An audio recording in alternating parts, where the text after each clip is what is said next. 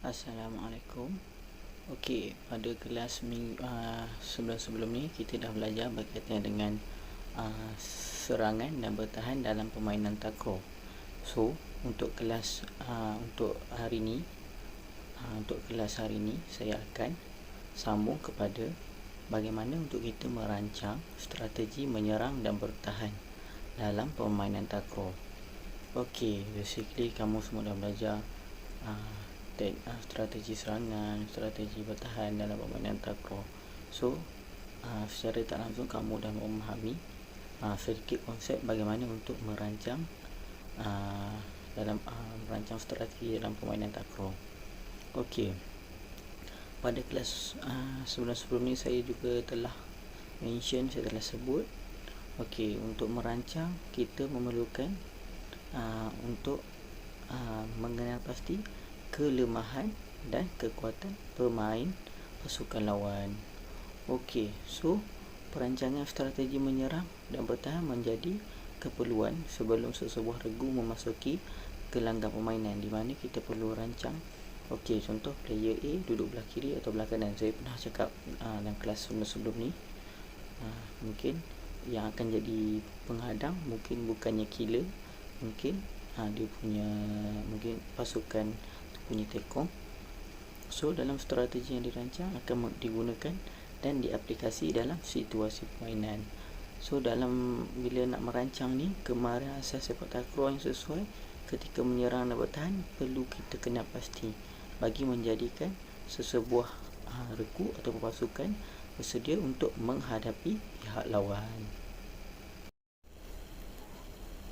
Okey, untuk dalam kita nak merancang strategi, kita perlu generate idea kita perlu berfikir, ada backup plan dan sebagainya yang perlu digunakan ketika dalam perlawanan. Okey, so untuk yang pertama saya akan masuk berkaitan dengan servis. Basically kita dah belajar berkaitan servis. Dia ada servis kuda, ada servis drop, dan kita dah belajar bagaimana servis untuk mendapatkan mata. Okey, yang pertama kita masuk kepada sasaran servis tersebut.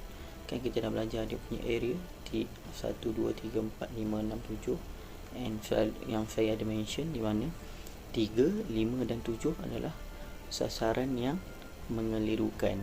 So, pihak lawan memerlukan komunikasi antara satu sama lain ketika bola yang kita membuat servis tu ke arah kawasan 3, 5 dan 7.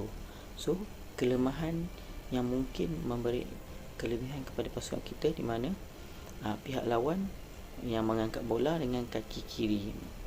So, dia akan mengangkat bola dengan kaki bukan dominan dia. So, dia memberi kelebihan kepada kita. Okey, seterusnya strategi kita mungkin kita boleh menggunakan strategi drop ball, drop service. Okey, so apabila kita mendapati kedudukan pemain lawan sedikit ke belakang, so dia akan menjadikan pemain lawan tidak dapat menjangka kedudukan bola kita. Macam mana bila kita nak buat drop ball. So, pemain yang mengawal bola sepak kuda menyebabkan bola tidak stabil dan masuk ke gelanggang lawan. So, di situ pasukan kita mudah untuk mendapatkan mata. Dan terakhir adalah sasaran ace. Okey, ace ni secara istilahnya adalah servis kuda yang laju. So, ace ni tekong dia membuat servis yang laju dan kencang. So, kebiasaan kalau kamu tengok dalam video dalam mana-mana, tekong dia akan buat sasaran 3 dan 5. Dia akan fokus pada sasaran 3 dan 5. So, pemain lawan tu dia tidak sempat untuk mengawal bola. Okey, seterusnya kita masuk kepada strategi ketika kita untuk melakukan serangan, iaitu melibas dan menanduk. Okey, kita masuk kepada melibas dahulu. Okey, kebiasaannya pemain dia akan menggunakan libasan sisi, di mana dia akan aim ke arah kiri ataupun ke arah kanan gelanggang pasukan lawan. So, bila kita nak antara perancangan ketika untuk melakukan libasan, okey, selalunya pemain dia akan mencari ruang-ruang kosong dekat kawasan pihak lawan. So, pemain tu jika dia mampu melakukan libasan selepas selepas dia melihat kedudukan pihak lawan. So masa itulah dia akan membuat libasan. So di situ pemain yang buat libasan tu dia mudah melakukan helah. Okay, macam kita ni helah, mungkin dia akan buat drop ball, mungkin dia akan membuat bola perlahan ni, dia tak buat libasan yang deras agar bola dia rejam tu tidak berjaya dihadang oleh pemain lawan. Okey, untuk tandukan, basically untuk tandukan dia sama je dengan libasan. Bila ketika pemain tu dia nak buat tandukan ke arah gelanggang pihak lawan, so dia akan cari ruang-ruang kosong untuk menyukarkan pihak lawan mengambil bola tersebut. So kebiasaannya bila serangan menggunakan tandukan, pemain tu dia akan menggunakan helah dengan dia menggunakan tandukan dahi ataupun tandukan sisi apabila bola berada di atas jaring.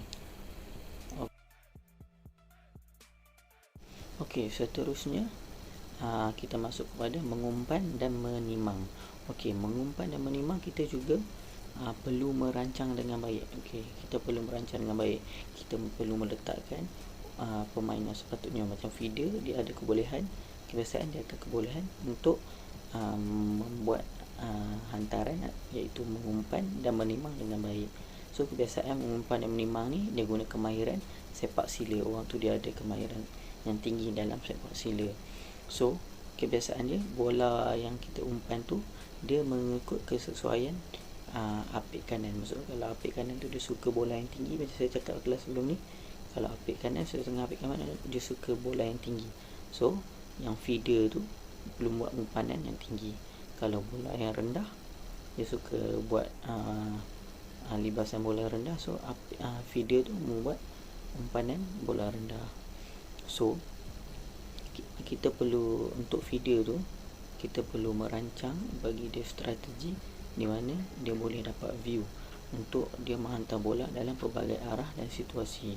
So kesemua ni adalah amat penting untuk membantu pasukan ataupun regu untuk mendapatkan mata.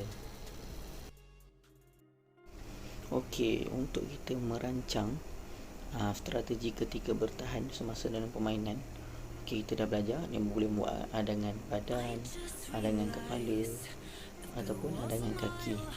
Okey, kebiasaannya sasaran untuk kita membuat adangan ni daripada pelbagai arah sepanjang jaring. Okey, untuk membuat adangan kaki, kita perlu merancang bagaimana untuk membaca libasan pihak lawan. So kita tengok pihak lawan dia buat libasan daripada kecil dan kita buat